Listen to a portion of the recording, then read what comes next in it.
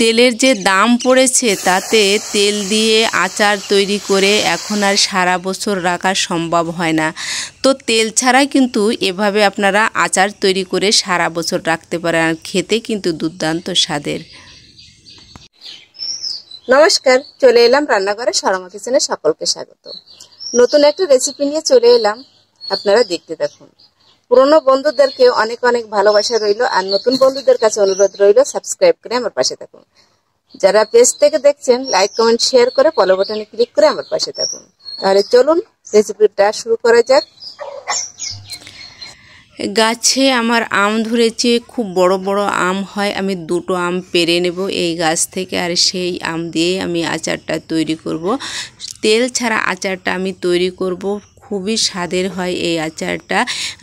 এভাবে যদি আপনি আচার তৈরি করেন তাহলে তেল দিয়ে আচার তৈরি করার কথা মনেও রাখবেন না।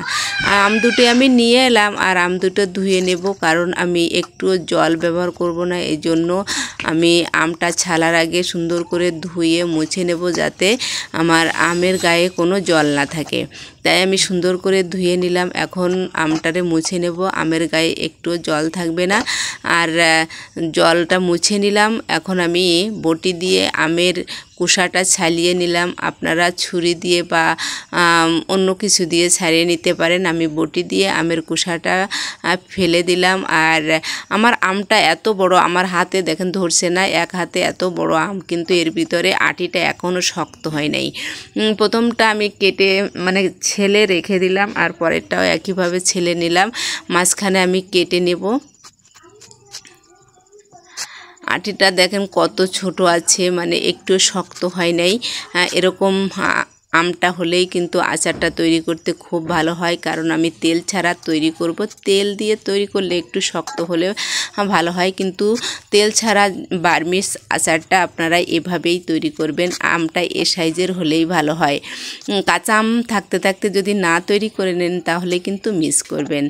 আমি সবগুলো আম এভাবে কেটে নিলাম। আপনারা গোল করে কাটতে পারেন, আমার আমটা খুব বড়, এজন্য আমি এ সাইজে কেটে নিলাম। আর আমের ভিতরে আমি দিয়ে দেব লবণ, একটু লবণ দেব বেশি করে, দিয়ে আমি 3 থেকে 4 ঘন্টার মতো রেখে দেব। তাহলে আম থেকে অনেকটা জল ছেড়ে দেবে, সেই জলটা আমি ফেলে দেব। তাই আমি লবণটা দিয়ে সুন্দরভাবে মাখিয়ে আমটাকে ঢাকা চাপা দিয়ে রেখে দিলাম 3 থেকে 4 ঘন্টার জন্য। 3 থেকে 4 ঘন্টা পরে আমি ফিরে এলাম, আর দেখেন ভিতরে কতটা জল হয়েছে। এই জলটা কিন্তু আমি ফেলে দেব। আমটাকে উঠিয়ে আমি একটা ঝাঁঝরিতে রেখে দিলাম জলটা ঝরার জন্য, আর এই জলটা আমি চেখে ফেলে দিলাম। আমগুলো উঠিয়ে নিলাম, আর এতটা জল হয়েছে ফেলে দিলাম। আমি আরেকটা পাত্রে নিলাম, সেই পাত্রে আমি আমগুলো আবার নিয়ে নিলাম।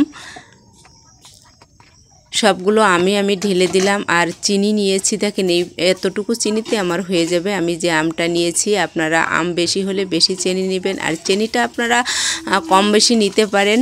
আমি এটুকু নিলাম, এটুতে আমার হয়ে যাবে, কারণ আমি টকটা লবণ দিয়ে ভিজিয়ে রেখেছিলাম, সেই জলটা ফেলে দিয়েছি, তাই টকটা অনেক কমে গিয়েছে। আমি চিনি দিয়ে আবারও রেখে দিলাম 20-30 মিনিটের জন্য। আর এখন আমি মশলাটা তৈরি করে নিলাম। 5 ফোড়ন, জিরে, ধনে, আর গরম মশলা, শুকনো ঝাল, এটা ভেজে দেখেন আদা করে নিলাম। আর এটা দিয়েই আমি আচারটা তৈরি করব। চিনিটা গলে গিয়েছে। এখন কড়াইটা আমি উনুনে দিয়ে দিয়েছি, আর কড়াইয়ে আমি আমটা ছেড়ে দিই। সম্পূর্ণ চিনিটা আমি দিয়ে দেব। চিনিটা দিয়ে দিলাম সম্পূর্ণ, একটু হাত দিয়ে দিলাম। আর এখন আমি একটু জাল করে নিব। আমি 1 মিনিটের জন্য একটু ঢাকা দিয়ে দেব, কারণ 1 মিনিটের জন্য ঢাকা দিলে আমটা আমার গলে যাবে। আমি লবণ দিয়ে ভিজিয়ে রেখেছিলাম, ভিজিয়ে বলবো না, লবণ দিয়ে রাখলেই কিন্তু জলটা গলে যায়। আর চিনি দিয়ে রাখলাম, তাতেও কিন্তু জলটা গলেছে। তাই আম থেকে কিন্তু সম্পূর্ণ জলটা বেরিয়ে গেছে। আমটা আমি 1 মিনিটের জন্য ঢাকা দিয়েছি, সিদ্ধ হয়ে গেছে। গেছে আমি দিয়ে দিলাম রং করার জন্য একটু হলুদ। হলুদ দিলে সুন্দর একটা কালার হয়, এই জন্য আমি হলুদটা দিয়ে দিলাম।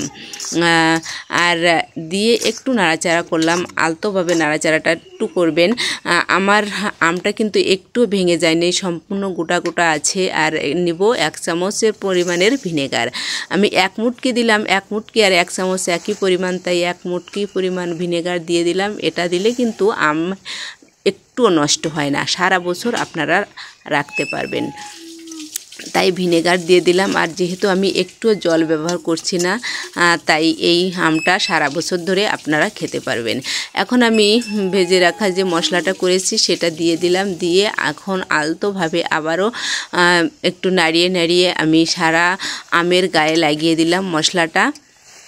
আর এ সময় কিন্তু মিডিয়াম টু লো হিটে জাল করতে হবে, কারণ রসটা টেনে গিয়েছে। আর আমার কিন্তু আচারটা তৈরি করা হয়ে গেছে। আমি এখন কড়াইটা নামিয়ে ঠান্ডা করতে রেখে দেব।